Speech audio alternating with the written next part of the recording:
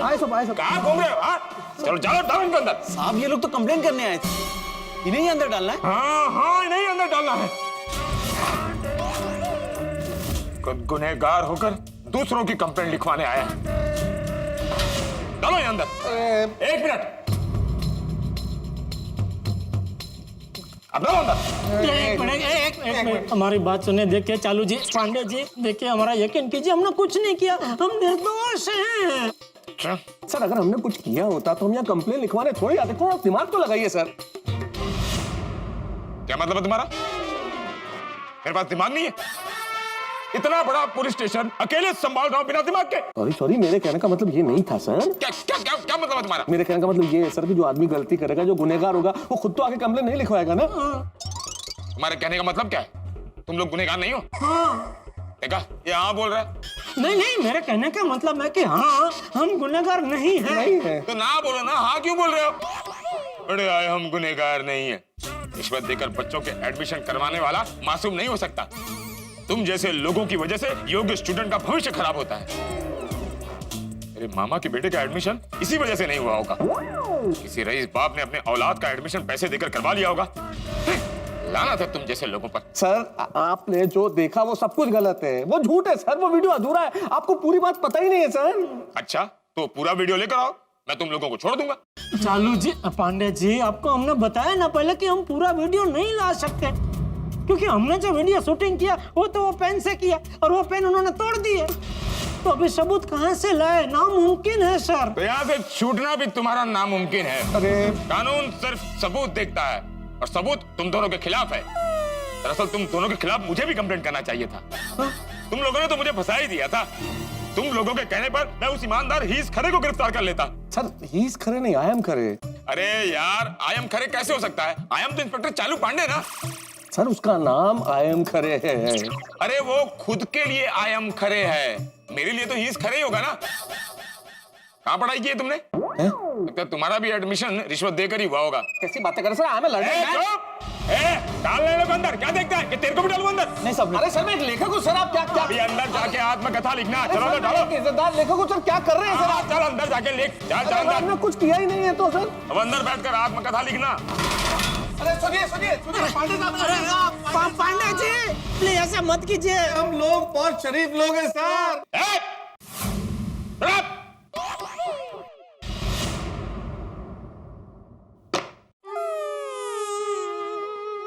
ये हाल हो रहा है एक लेखक का, जेठालाल। बेचारी अंजलि को तो ये भी पता नहीं है कि मैं तुम्हारे साथ हूँ, और अगर ये पता चल गया कि तुम्हारे साथ हवालात में इस हाल में हूँ तो क्या बीतेगी उस पे। और अगर मेरे बॉस को पता चल गया ऑफिस में तो मेरी नौकरी चली जाएगी जेठालाल। अरे आपकी तो नौकरी है, मेरा तो धंधा है। अगर अखबार में छप गया तो पूरी मार्केट में मेरा नाम बदनाम हो जाएगा, मेरा पूरा धंधा चौपट हो जाएगा। ये भगवान ये क्या हो गया? घर पे दया और बापू जी सोच रहे होंगे कि हमने सबूत इकट्ठा कर लिया होगा और आई एम खरे अभी हवालात की हवा खा रहा होगा। उनको क्या पता कि आई एम खरे नहीं, हम खुद हवालात की हवा खा रहे हैं। कलयुग आ गया। दादाजी अब तक तो जिन लोगों ने पैसे खाए होंगे उन लोगों को पुलिस ने पकड़ भी लिया होगा। हाँ। अरे बच्चों, अंत में सत्य का ही विजय होता है। लेकिन बापूजी, टप्पू के पापा अभी तक आए क्यों नहीं? और उनका फोन भी नहीं आया। मम्मी हो सकता है पापा हमें सरप्राइज देने का सोच रहे हो। हाँ। अरे टप्पू बेटा, उसमें सरप्राइज क्या? बहू एक काम कर, जेठा को फोन कर और उसे पूछ कब आ रहा है। हाँ बापू। जेठालाल क्या हो गया? ये समझ में नहीं आ रहा है क्या करूं। ये घटना है ना दुनिया के इतिहास में लिखी जाएगी। एक फायर ब्रिगेड जो आग बुझाता है उसमें खुद में आग लग गई।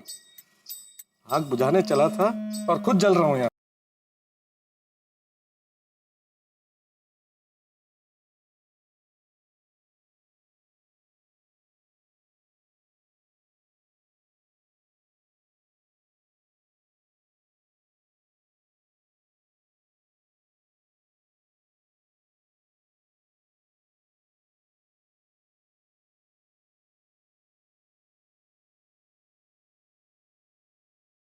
हेलो। टप्पू के पापा, आपकी आवाज का क्या हो गया?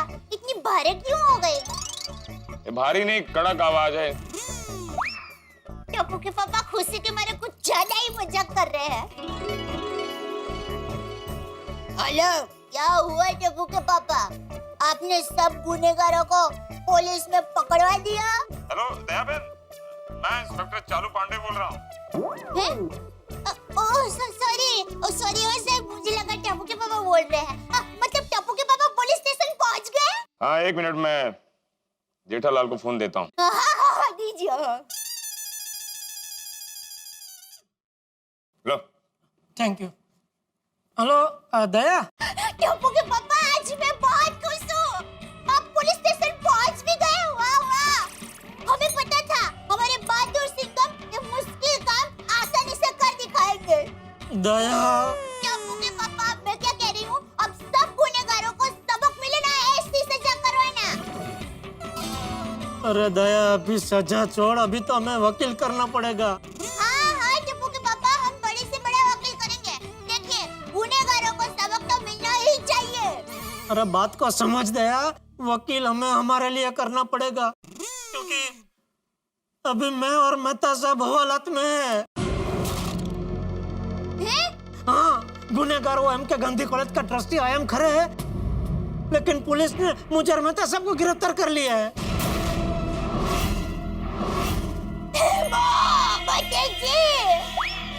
क्या हुआ वो?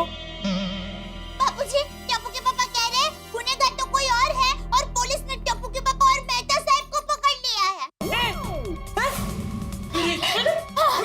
ये कैसे हो सकता है बहू? एक काम कर, फोन का स्पीकर चालू कर। टप्पू के पापा, बापूजी, मैं टप्पू सेना, हम सब लोग आपकी बात सुन रहे हैं। अभी आप जरा विस्तार से बताइए कि ये सब कैसे हुआ। हाँ पापा। और आप लोग हवालात में कैसे पहुंच गए? जेठा, ये सब क्या गड़बड़ है? हाँ बापूजी, दया, टप्पू, मैं सब बताता हूँ। अरे हम लोग गए थे वो खरे को फंसाने, लेकिन वो चालाक निकला। उसने चालाकी से मुझे और मेहता सबको ही फंसा दिया। कैसे? कैसे? वो दरअसल हुआ यूं।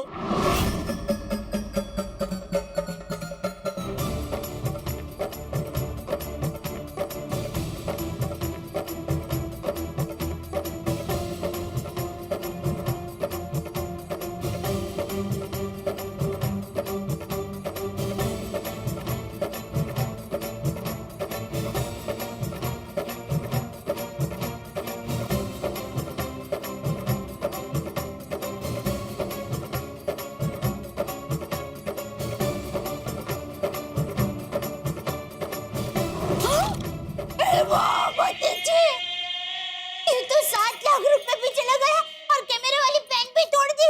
और ऊपर से पुलिस ने जेठा और मैथ्यूस को पकड़ लिया। ये तो बहुत बड़ी प्रॉब्लम है, हमें पूरी सोसाइटी को इन्फॉर्म करना चाहिए। चलो फ्रेंड्स, चलो चलो चलो। हेलो जेठा, अब क्या अभी हम पे केस चलेगा? और अगर हम गुनहगार साबित हुए तो लंबी जेल भी हो सकती है। जेठा, तू चिंता मत कर, हम लोग अभी वहाँ आ रहे हैं। बड़े से बड़ा वकील करेंगे, लेकिन तुझे और मैथ्यूस को कुछ नहीं होने देंगे। हम लोग वहाँ आ रहे हैं। कुछ नहीं होगा। दादाजी, ये तो गलत है, जो सच्चा है उसी को जेल में जाना पड़ रहा है। चिंता मत कर टपरा, भगवान के घर देर है लेकिन अंधेर नहीं। चाचा जी, दया भाभी, तारक और जेठा भाई जेल में? ये सब कैसे हुआ? काम हुआ? अरे अंजलि बेटा, तुम चिंता मत करो, जेठे और मेहता सच्चाई की लड़ाई लड़ने गए थे। अरे पर दया भाभी, सच्चाई की लड़ाई लड़ने में ऐसे ही होते हैं। चाचा जी, चाचा जी, क्या हुआ? हुआ क्या? भाग क्या आते? जेल में कैसे पहुंच गए? जेल में कैसे चले गए?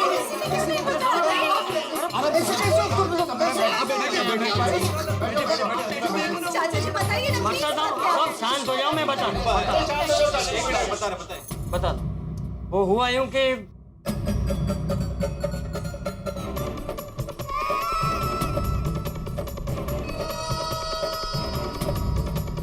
ये कितनी दुष्ट पड़ा है। हाँ तो चाचा जी, इतना सब कुछ हो गया और आपने हमें कुछ नहीं बताया।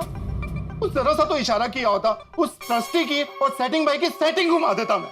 हाँ चाचा जी, सोसाइटी में हम लोग छोटी छोटी बातें भी एक दूसरे के साथ शेयर करते, और इतनी बड़ी बात आपने हमसे छुपाई, अंधेरे में रखा हमें।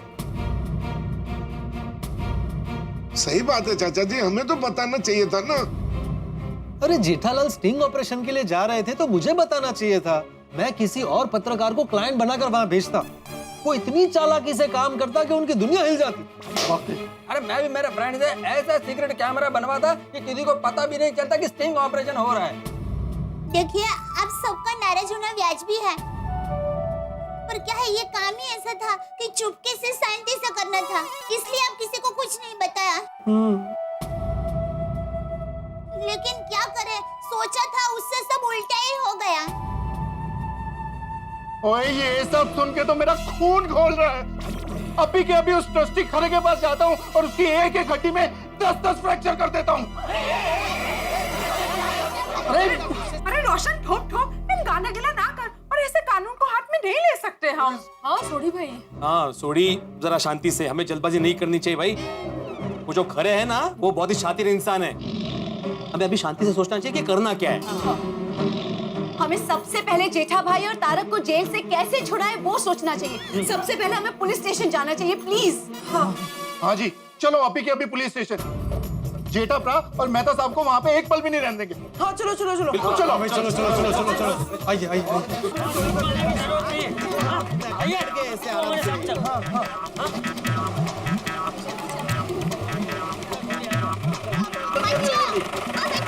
आप लोग यहीं रहो, हम लोग टप्पू के पापा और मेहता साहब को छुड़ा कर लाते हैं। हाँ? नहीं मम्मी, मैं भी आऊंगा, क्योंकि ये सब मेरी वजह से ही हुआ है। नहीं टप्पू दिक्कत। अरे दोस्त, चल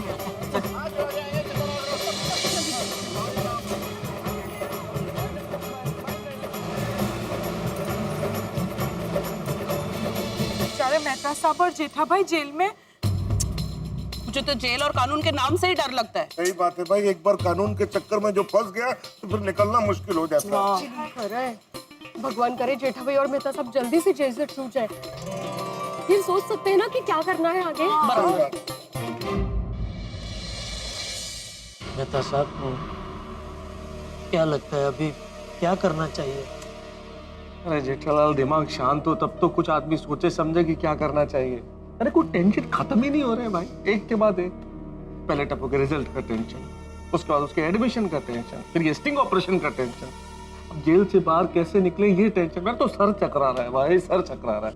मुझे लगता है अब मेरी कुंडली मुझे किसी ज्योतिष को नहीं, साइंटिस्ट को दिखानी पड़ेगी, क्योंकि तब तो वही पता लगा सकता है कि भाई आखिर मेरी कुंडली में ऐसा क्या है कि बार बार बड़े बड़े विस्फोट हो रहे हैं। अरे तुम्हारे किस्मत में विस्फोट हो रहे हैं तो वहां तो कुछ ना कुछ बारूद बिछा हुआ है, लेकिन मुझे बिना कारण के प्रॉब्लम्स क्यों मिल रही है? मैं तो बिना बात के ही फंस गया हूँ ना जेठालाल। भाई साहब, अगर कोई जन्म कुंडली देखने वाला मिले ना, मुझे भी बताना। मैं भी बिना कुछ किए यहाँ फंस गया हूँ। आपने ऐसा क्या नहीं किया जिसकी वजह से आप यहाँ? मैं तो अपनी बीवी की इच्छा पूरी कर रहा था, पता नहीं क्यों पुलिस ने मुझे पकड़ के अंदर डाल दिया। तो ऐसी क्या इच्छा पूरी कर रहे थे आपकी बीवी की? मतलब क्या इच्छा थी भाभी जी की? देखिए, मेरी बीवी को शौक है सोना पहनने का। बस मैं सोना लेकर आ रहा था, इन्होंने मुझे पकड़ लिया। क्या बात हुई भाई? आदमी इस देश में अपनी बीवी की इच्छा भी पूरी नहीं कर सकता? अरे भाई, सोना खाना कोई अपराध थोड़ी है। बिल्कुल गलत बात है, अंधेरगर्दी चल रही है। मैं बात करता हूँ अभी। अरे छोड़ो ना भाई, आपको क्या जरूरत है? छोड़ो छोड़ो भाई। अरे ये इसीलिए देश आगे नहीं बढ़ता है कि हमको क्या जरूरत है। अरे भाई, हम लोग समाज के जिम्मेदार और जागरूक नागरिक हैं। अरे जिम्मेदार नागरिक खुद अभी जेल में है और अपना टेंशन कम है क्या? और टेंशन आप ले रहे हैं? जेठालाल जेल में है तो क्या आदमी अपना मूल स्वभाव छोड़ दे? बात तो करनी पड़ेगी ना। अंधेरगर्दी और अन्याय बर्दाश्त नहीं कर सकता मैं। ये क्या बात हुई यार? बेचारा बीवी की इच्छा पूरी कर रहा था और पकड़ लिया उसे। मैं बात करता हूँ। अरे भाई, कुछ तो होगा ना झोल, आपको भी धंधा नहीं है कुछ? अरे पांडे साहब, सर ये क्या अन्याय है सर? अन्याय? कैसा अन्याय? सारे सबूत तुम दोनों के खिलाफ हैं। नहीं सर, मैं हमारी बात नहीं कर रहा हूँ, मैं उस मासूम और बेगुनाह की बात कर रहा हूँ। कौन है अंदर मासूम? ये भाई साहब, ये भाई साहब, ये बेचारे अपनी बीवी की इच्छा पूरी करने के लिए सोना लेके आ रहे थे, पर आप लोगों ने इन्हें पकड़ लिया। मुझे बताइए सर, कानून की किस किताब में लिखा है कि बीवी की इच्छा पूरी करना गुनाह है? क्या है इनको इतना? नहीं, बीवी की इच्छा पूरी करना तो बहुत अच्छी बात है। फिर मैं तो कहता हूँ कि हर किसी को बीवी की इच्छा पूरी करनी ही चाहिए। फिर लेकिन चालू जी, पांडे जी, किसी की शादी नहीं हुई है तो वो अपनी बीवी की इच्छा कैसे पूरी कर सकता है? पहले वो शादी कर ले, फिर बीवी की इच्छा पूरी करे। मान लो किसी की शादी हो ही नहीं रही है, जैसे हमारे पोपट लाल की। हाँ। उसकी शादी हो ही नहीं रही है तो वो अपनी बीवी की इच्छा कैसे पूरी करे? उसका हाँ, बात हम दोनों कर रहे हैं ना, और तुम वहां बैठे थे ना। जाओ वहां बैठो, चलो। हाँ, तो आप क्या कह रहे थे? मैं ये कह रहा था सर कि ये भाई साहब बीवी की इच्छा पूरी करने के लिए सोना लेके आ रहे थे और आपने इन्हें गिरफ्तार कर लिया। क्यों? आखिर क्यों सर, क्यों? अपने को क्या है? मुझे एक बात बताइए, इंडिया की कोई भी बीवी एक साथ अपने बदन पर कितना सोना पहन सकती है? 4, 8, 10 तोला और क्या? इन भाई साहब ने अपने बीवी पर 7 किलो सोना लाद कर आउट ऑफ इंडिया से इंडिया लाए थे, वो भी विदाउट ड्यूटी। विदाउट ड्यूटी सोना इंडिया में लाना उसे स्मगलिंग कहते हैं, समझे आप? अब भी आपको ये भाई साहब मासूम लग रहे हैं? अरे भाई साहब कमाल करते हो यार आप। सॉरी यार।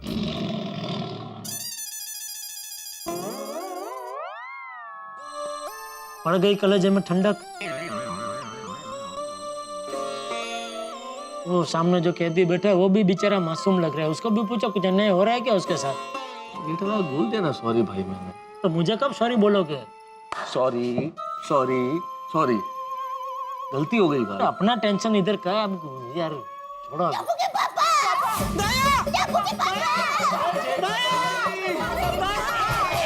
सुनो, जो गुनहगार के करीबी है वही करीब रहेंगे। बापूजी, हाँ, बाकी सब मेरे करीब। हम भी उनके करीब हो जाओ, समझ नहीं रहे हो?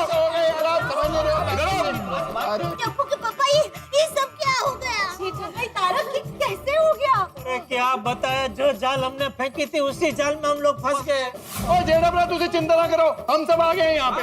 हाँ जेठालाल, डोंट वरी, अब हम लोग आ गए, सब ठीक हो जाएगा। हाँ थैंक यू अय्यर भाई, छोटी पोपटलाल भिड़े, थैंक यू। आप लोगों को देख के बहुत अच्छा लगा। शांति मिली, शांति। जेठालाल एक मिनट, पांडे जी मैं आत्माराम तुकाराम भिड़े, गोकुलधाम सोसाइटी का एकमेव सेक्रेटरी। अरे भाई ये भिंडी मास्टर, ये सोसाइटी थोड़ी है, तू मुद्दे की बात कर ले। हाँ, मुद्दे की बात यह है पंडित जी कि जेठालाल और मेहता साहब दोनों निर्दोष हैं, आप उन्हें प्लीज छोड़ दीजिए। प्लीज छोड़ दीजिए आप इस देश के राष्ट्रपति हैं? नहीं, मैं सिर्फ पति हूँ। हाँ, तो पति बन के रहिए, कानून के मामले में दखल अंदाजी मत कीजिए, समझे? ये सरासर अन्याय है। पोपटलाल तुम भी पति बनोगे भाई आगे जाके, अभी क्या अन्याय? अरे भाई मैं जेठालाल और मेहता साहब के लिए बोल रहा हूँ। देखिए ये अंधेर राज है, गुनहगार समाज में खुलेआम घूम रहा है और बेगुनाह जेल में बंद है। मैं पत्रकार पोपटलाल ये सहन नहीं करूंगा। मैं तूफान एक्सप्रेस के जरिए तूफान लेकर आऊंगा, दुनिया हिला दूंगा। शांत हो जाइए पत्रकार पोपटलाल जी, तुम जिस दुनिया को हिलाने की बात कर रहे हो ना, तुम भी उसी दुनिया में रहते हो। अगर दुनिया हिलेगी तो तुम भी हिलोगे। तो तुम्हारे पड़ोसी है ना, ये भी हिलेंगे। क्यों ऐसा करते हैं? ये मेरा दुश्मन नहीं है, मैं अपनी ड्यूटी निभा रहा हूं। हाँ पांडे जी, हम आपकी बात समझ सकते हैं, पर क्या तारक और जेठा भाई बिल्कुल नहीं छूट पाएंगे? देखिए, आप लोग वकील अपॉइंट करके इनको जमानत पर छुड़वा सकते हैं, लेकिन एक बार केस चल गया और ये लोग गुनहगार साबित हो गए तो कम से कम 3 साल की सजा हो सकती है इनको।